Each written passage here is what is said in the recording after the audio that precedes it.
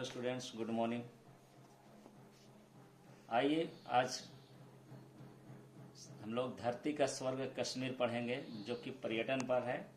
पर्यटन हमारे जीवन में बहुत ही लाभदायक होता है। पर्यटन से बच्चों में ज़्यादा विकास होता है, कोई भी चीज़ को वहाँ से जाकर अपनी आँखों से देखना। आज हम लोग कश्मीर के बारे में पढ़ेंगे, जिससे हम लोग स्वर्ग कहते हैं, धरती का स्वर्ग। कश्मीर भारत का वह हिस्सा है जिसमें प्रकृति प्रदत्त सौंदर्य का खजाना बिखरा पड़ा है। इस धरती पर जैसे अनुपम सौंदर्य के कारण ही संसार भर के लोग इसे धरती पर विद्यमान स्वर्ग की संज्ञा देते हैं।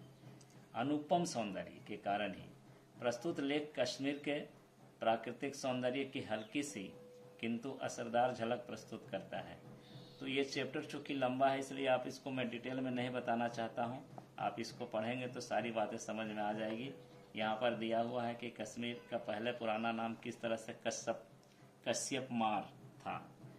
कश्यप मार का मतलब होता है कछुओं का झील, और इसी से कश्मीर नाम पड़ा। फिर बाद में यहाँ पर धार्मिक ग्रंथों से तात्पर्य है, और एक आप लोग इसको पढ़ेंगे तो समझ में आ जाएगा। भगवान शिव की पत्नी देवी सती रहा करती थी, और ये वादियाँ पूर्ण रूप से पानी में डूबी हुई थी। एक राक्षस नाग भी रहता था। वैदिक ऋषि कश्यप देवी सती ने मिलकर उसे पराजित किया। इन सब घटनाओं के बारे में डिटेल में आप पढ़ेंगे। सम्राट अशोक और कुषाण सम्राट कनिष्क के समय कश्मीर बौद्ध धर्म और संस्कृति का केंद्र बन गया। फिर किस तरह से आगे कश्मीर के संबंध में एक प्राचीन कथा है जिसका यहाँ पर चर्चा दिया गया है। और कथा में क्या एक बार असुर यानी राक्षस लोग कहीं से आकर बस गए और देवताओं को सताने लगे। फिर देवताओं ने ऋषि कश्यप से प्रार्थना की और असुर का विनाश करें, और देवताओं के आग्रह पर ऋषि ने उस झील को अपने तप से खाली कर दिया। इसके बाद वहाँ असुर का अंत हो गया, और वही खाली घाटी बन गया, खाली जगह। और ये कश्यप ऋषि द्वारा असुर को मारने के कारण इस घाटी को कश्यप मार, और कश्यप मार लोग समयांतर में इसे कश्मीर नाम से जानने लगे।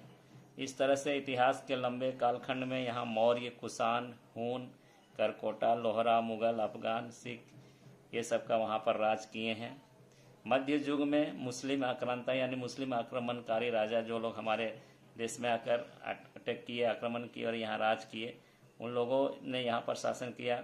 कुछ मुसलमान शाह यानी राजा हिंदुओं से अच्छा व्यवहार करते थे, लेकिन बहुत सारे लोग हिंदुओं के मूल कश्मीरी हिंदुओं को मुसलमान बनाने, राज्य छोड़ने या मरने पर विवश कर दिए। इस तरह की वहाँ पर घटनाएं हुई हैं। इसके बारे में आप लोग डिटेल पढ़ेंगे। फिर सैलानियों के लिए यह मनपसंद सैरगाह है। यहाँ पर आप देख सकते हैं, पिक्चर में दिया हुआ है, और सभी के बारे में लिखा गया है कि किस तरह से हाउस बोट कश्मीर के लिए वहाँ पर हाउस बोट का यानी नाव में ही घर बनाया रहता है, और हाउस बोट में किस तरह से वहाँ दुकानें सजती हैं और बहुत सारी चीज़ें हैं। वहाँ पर इस तरह घूमते हुए शाल, केसर, आभूषण, फूल ये सब बेचने वाले आपको इस शिकारे में दुकानों के साथ मिलेंगे। और आप पानी में तैरते फोटो स्टूडियो में कश्मीरी ड्रेस में अपनी तस्वीर भी खिंचवा सकते हैं। श्रीनगर का सबसे बड़ा आकर्षक झील है डल झील। डल झील के बारे में है। मुगल बादशाहों में वादी कश्मीर ने बहुत अधिक प्रभावित किया था। यहाँ के मुगल गार्डन मुगल के द्वारा बनाया गया है, सजीव उदाहरण है। और ये गार्डन अथवा उद्यान इतने बेहतरीन और नियोजित ढंग से बने हैं कि मुगलों का उद्यान प्रेम और इनकी खूबसूरती के बारे में आज भी उसमें झलकता है।